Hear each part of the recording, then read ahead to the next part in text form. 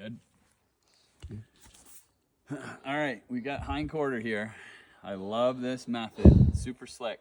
So if you come around here, all I've done so far, if you follow basically his Achilles, that runs back into his hamstring. If you grab a hold of that, you don't want to cut that.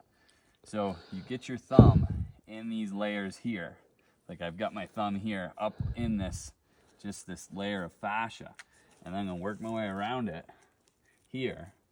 And as you come down, you're gonna leave that one as is, because you don't want to cut that hamstring.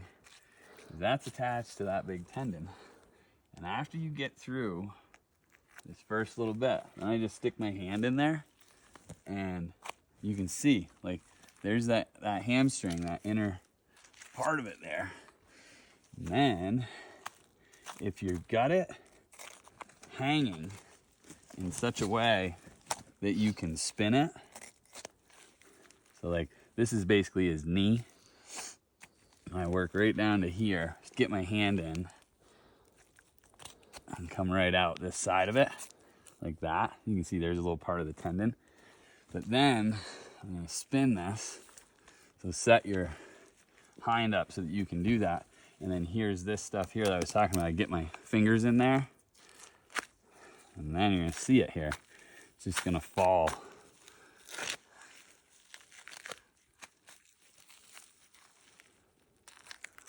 The weight of that meat essentially pulls it right off.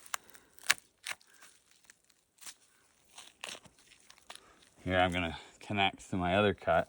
And after you get past this part, it is nice to have a second person. And if you don't, you guys have seen my videos on this before, get a bag started underneath it. Right, so there's the bone, there's the femur. So I'm all the way around now. I'm gonna flip it back this way. And then we're getting closer to basically the hip joint. You see how that's all one piece here? I'm just working my way all the way down it. See in there? See how all these different pieces, essentially your sirloins, tip, etc. And then you're gonna keep them all in one, they're all in one chunk when you pull it off. But then I'm just gonna follow that femur down. Right here I got my hand in on the bone. Don't cut yourself.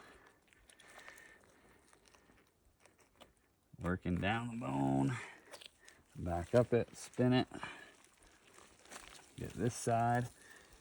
And the weight, there it goes. The weight of the meat will help you. Woo. I got like 2 more cuts. I'm not gonna do the whole thing because it'll fall on the ground. But I'll get my bag underneath there. I got 1 more tendon right here.